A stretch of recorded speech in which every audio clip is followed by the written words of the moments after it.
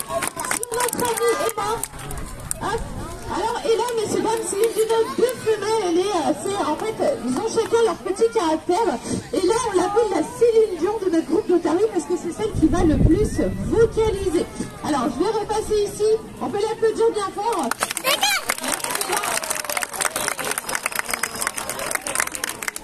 Alors, on vient vous présenter là, messieurs dames, vous l'avez vu, les Otaris sont parfaitement à l'aise dans l'eau. Alors, merci pour messieurs dames en haut, dites pas vous asseoir en face de l'enceinte, sinon on va pas bien nous entendre. Merci de vous décaler. Donc, dans le milieu aquatique, les Otaris sont parfaitement à l'aise dans l'eau. Elles vont pouvoir adopter plusieurs méthodes de déplacement. Je crois qu'il y a d'ailleurs une de ces méthodes de déplacement qui s'appelle le marsouinage. Tout à fait, Léa. Alors, le marsouinage, ça consiste en quoi?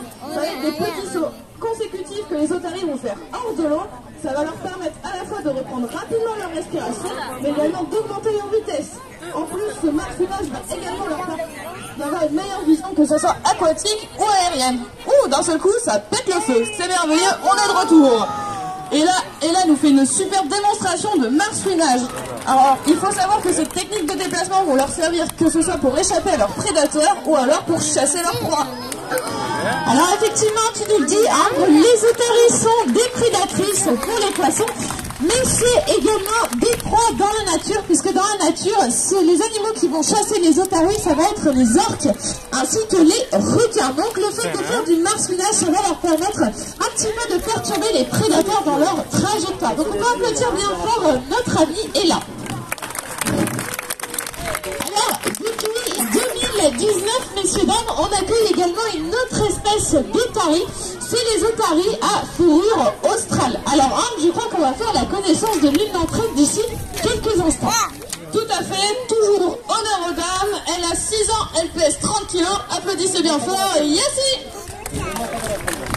Notre jolie Yassi accompagnée de Anaïs, donc sa soigneuse, et Yassi, comme Nora, Ella, va venir nous faire un petit coucou. Alors, messieurs, dames, attention, ne vous y méprenez pas, Yassi n'est pas un bébé.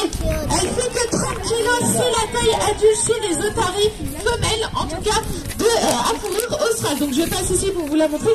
Alors, Yassi, c'est le plus petit individu qu'on a ici dans notre groupe. Alors, elle est très rapide, je peux courir avec elle, faire des feintes également. Alors, vous allez voir, Yassi, on a parlé du marsouinage juste avant, Yassi adore marsouiner. On peut l'applaudir bien fort. Et un petit merci pour le marsouinage. Alors, vous le voyez depuis tout à l'heure, messieurs, dames, les soigneurs nourrissent les Otaris avec du poisson. Donc, ce sont des piscivores, mais plus généralement, on appelle ça aussi des carnivores. Les carnivores vont être dotés de bonnes petites dents. Donc, on va voir ça tout de suite avec notre amie Ella. Est-ce que Ella va vouloir nous montrer ces jolies petites dents? Vous allez le voir, ils vont avoir vraiment des canines proéminentes. Donc, on va demander à Ella si elle est d'accord pour nous montrer ces petites dents. Je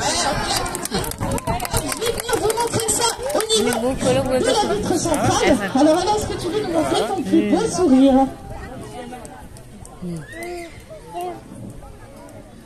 Alors on va t'en présenter. Ella, elle adore faire des bulles.